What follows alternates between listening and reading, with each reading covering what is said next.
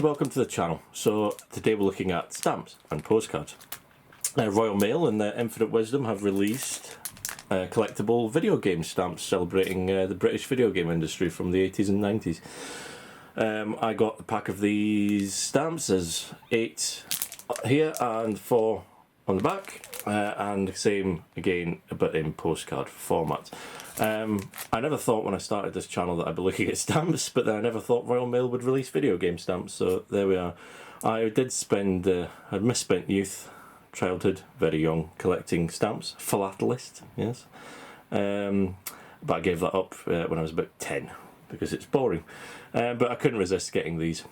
So yeah, we're going to have a little look at what games they've picked. I imagine there's been some licensing issues why they couldn't pick lots more, or why they've gone for what they've gone for. But yeah, let's have a look at what we get. So a very quick rundown. We've got Elite 1984, Sensible Soccer 1992, Wipeout 1995, Dizzy 1987, Worms 1995, Lemmings 1991, Micro Machines 1991, Populous 1989. And of course they've given us Tomb Raider, 4 stamps you get for Tomb Raider. I'm not sure why we need 4, we could have had 3 other games in that one, but there we are. And we'll just hold that up a bit closer for you. There you are, yes. Yes, so okay, so I'll have actually a little in-depth look at what you get in this pack. This is £15 something for this pack. I got the postcards extra just because I thought I might be able to do something with them or not. I think that was a £5 thereabouts. You can also get this as a framed presentation thing, but I didn't fancy that. I thought I'd just go for this. A lot cheaper. I think the frame thing was about £45. So yeah, it gives you a little bit of information up here. The roots of Britain's £4 billion video game industry can be traced back to the very early 80s. Yes, yes, yes. I'm not going to read it all. Yeah, so we start with Elite. I mean, yeah, Elite was influential, let's face it. Space trading video game. David Braben and Ian Bell. BBC Micro and Electron, Acorn Soft, I take it. Yeah, I mean, space trading game. It was kind of open world at the time. It was a big deal. And it's obviously spawned a few sequels. I think the most recent one, yeah, I got Elite Dangerous on PlayStation 4. I think that was crowdfunded. That was quite addictive. So yeah, there we are. Dizzy. Dizzy was a great game.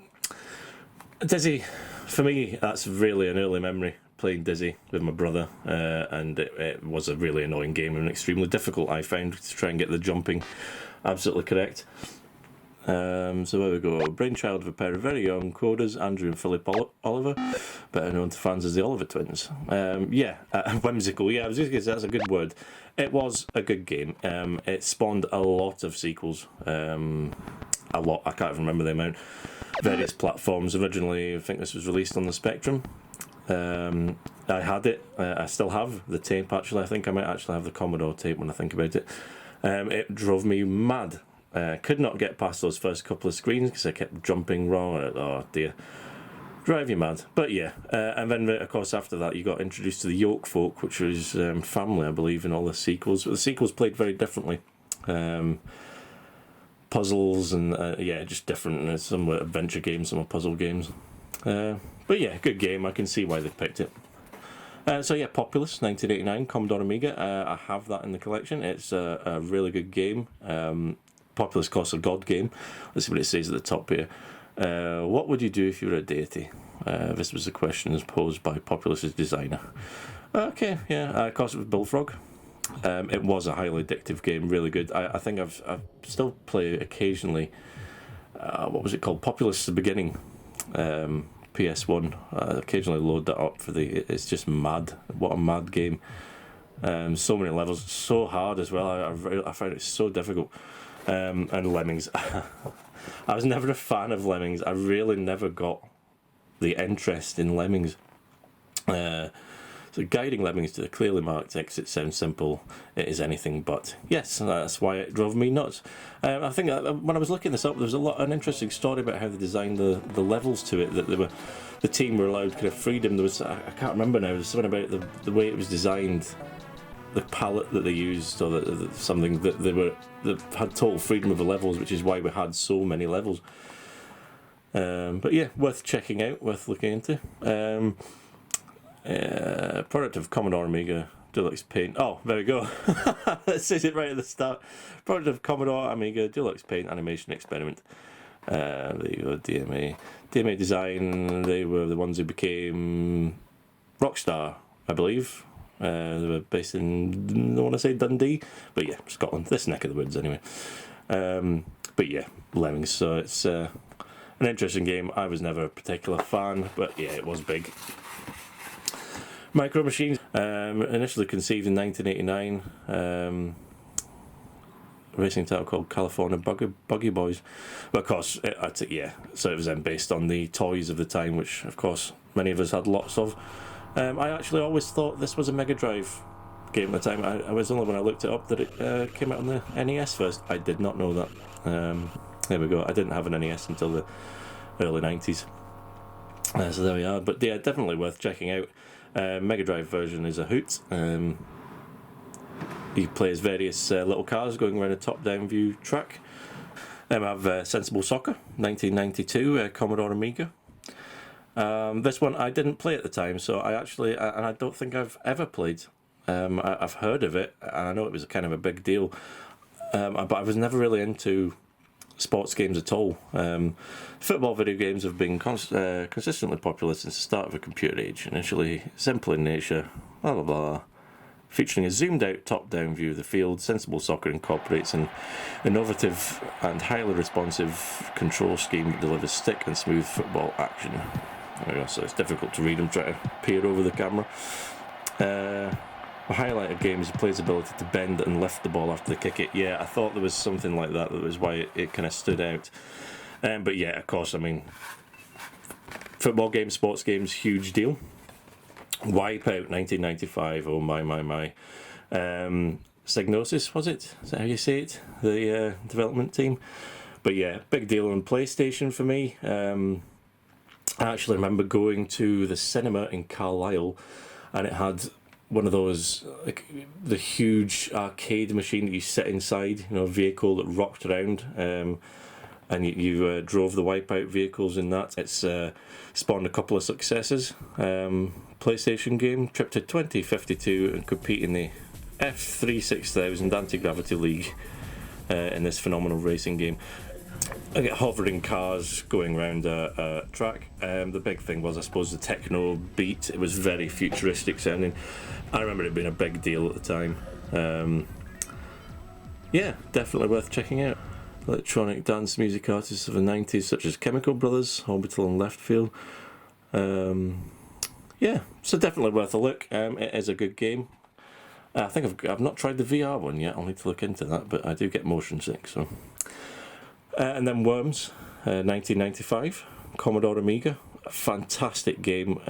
Cutscenes were hilarious. It was really a big deal at the time. Of course, spawned other games like it, and actually one of my favourite games of all time, which is Hogs of War. Obviously based on the Worms format. Voiced by Rick Mail, worth checking out Hogs of War, but we're not talking about that, we're talking about Worms.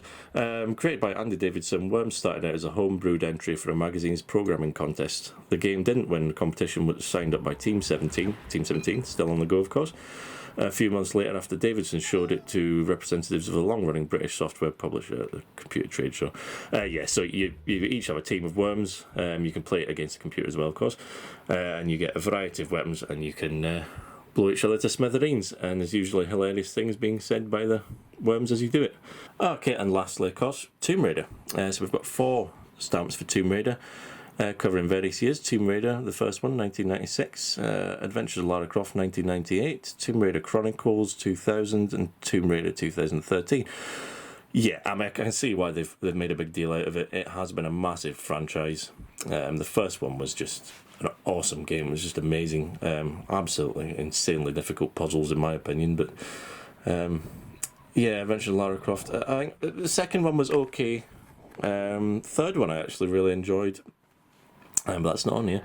Tomb Raider Chronicles I didn't play actually. I think is that one I've got on the Dreamcast. I should look that out. And Tomb Raider 2013, so they kind of rebranded it a bit when they re-released it on more recent consoles, PlayStation 3 and what have you. I think the PS2 one was Angel of Darkness. I don't think that did particularly well. I could be wrong about that. I certainly didn't enjoy it. But yeah, Eidos, of course, did this, and it was a huge deal. Definitely see why they've put it there. Okay, just very quickly, lastly, because it is more of the same, I'm just going to have a look at these postcards. As I say, I just got these for a bit of fun, just to see them up close. Elite 1984, Sensible Soccer, Wipeout, Dizzy, quite like that one. Worms, Lemmings, Micro Machines, Populous, Tomb Raider. Okay, yeah, of course you get all the Tomb Raider ones. Yeah, there you go. Okay, interesting. We'll just put them all on one for you at the end there. Okay, so yeah, I advise if you're a collector, you like these kind of things, yeah, definitely pick them up. 15 quid for the stamps. There's a fiver for the postcards. You can also get, the framed one for 45 quid, or you can get a bundle for I forget how much, of everything. So thanks very much for watching. Please like and subscribe. See you next time.